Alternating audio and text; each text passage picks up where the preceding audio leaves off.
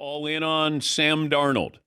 Yes, I am. I'm All in. all in on All in. Yeah, all in. I am. You know, I've been one that has said for a while, Sam Darnold's good. He's got skills. You can win with Sam Darnold. He just needs to have a little bit of help around him.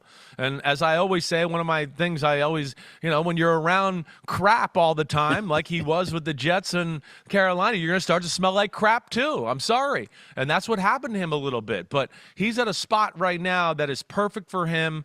O'Connell is a mastermind in the pass game. I've never seen a coach that can get more 20 and 25-yard completions open for a quarterback. Minnesota, I'm not saying they're the best team in the NFC, but like we have to stop this, this is just a good story. Like they are playing the best football in the NFC. They are for real. They're not going to go anywhere. So that's what we got to get used to. And, man, Sam Darnold's been just lights out so far. Okay. So you got the Vikings in the playoffs. Yes, I would be Okay. shocked if they didn't make the playoffs after what I've seen for 4 weeks and those coaches, and they got enough talent on their football team, I think, to come through now too. And Sam Darnold has more talent than Kirk Cousins, and there's more potential with him at quarterback than there was with Kirk Cousins, let alone they can run the football this year, and that changes them a little bit too. All right. Jaden Daniels is making it look a lot easier than it is. How is this possible? Yeah.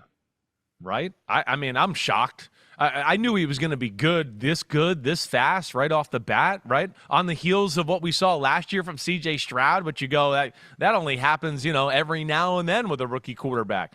I think the first thing is he's incredibly talented. He's got incredible poise. He's one of those guys like a Joe Burrow where it just like the look never changes on his face, whether it's good or bad, there's pressure, whatever. He just seems totally in control. The other aspect that I think needs to be talked about, he's running the same offense he ran in college. I think that's a great benefit. Cliff Kingsbury has reinvented himself a little bit and added some new wrinkles to his offense. And then he's got some good receivers. But, man, he is consistent. He's accurate. He's poised in the pocket. We know he can run. And I think Washington is a little better up front than I thought they were going to be. They can protect, and they can run the ball a little bit. They're one of the pleasant surprises of the league so far. Yeah, my two surprises this year were going to be Atlanta and Washington. Now, I don't know if Atlanta's a surprise, but I still think they have the potential there. Yeah. I also thought the Jags were going to win their division. How much longer do you stay with Doug Peterson? I don't think you give up on Doug Peterson you go back yet. to last year, Chris. They've lost 9 in a row. It's an ugly look for Doug Peterson and Trevor Lawrence. There's no doubt. Now, 2 years ago, right, they started out 2-6, and they ended up getting into the divisional playoff game and had the Chiefs on the ropes a little bit.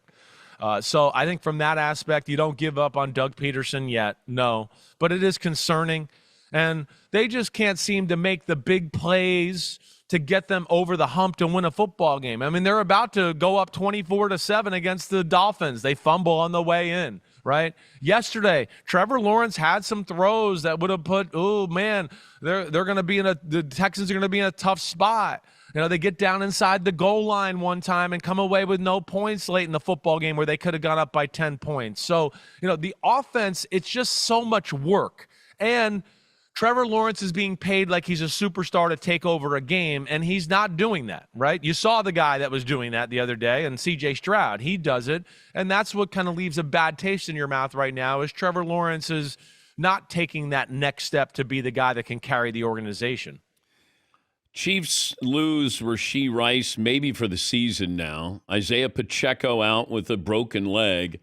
I mean, these are really, really impactful players. I think Pacheco is sort of their identity, runs tough, whatever you need. And then Rashee Rice has been the go-to guy for Mahomes.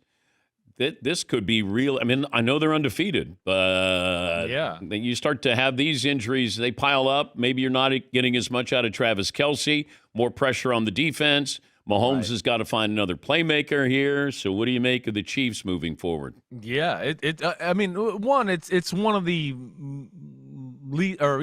unimpressive 4-0 starts you can imagine, right? I think you would agree with that. I mean, and the other aspect of it is I think and I've been saying this to Florio on my podcast a little bit too, like we got to adjust our way we think of the Chiefs. The Chiefs are clearly a defensive football team. They're in the second part of a dynasty here, and they are a defensive football team. They are literally like, let's run the ball, let's chew up the clock. Mahomes will make a few plays to make us dangerous, but let's play through the defense. And that's what they've done. The defense won the game yesterday. The defense won the game against the Bengals. The defense won the game against the Ravens.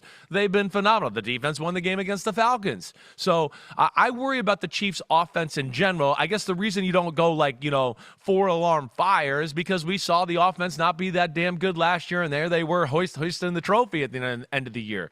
But it is a little concerning. Rashee Rice is clearly the number one guy. At least they got Kelsey going a little bit. Hopefully that can continue. And Xavier Worthy is so far just a trick guy. Can they make him more consistent in the offense? But I think now with this, and I expect Rashee Rice to be out, that they're going to be certainly looking at the market for trade as far as a receiver when it comes close to the deadline. Good to talk to you as always, Chris. Thanks for joining us. Thanks, buddy. Say hi to all the guys. Appreciate you. You the man. Chris Sims, Pro Football Talk Live co-host, the show that precedes ours with Mike Florio on Peacock, contributor to Football Night in America.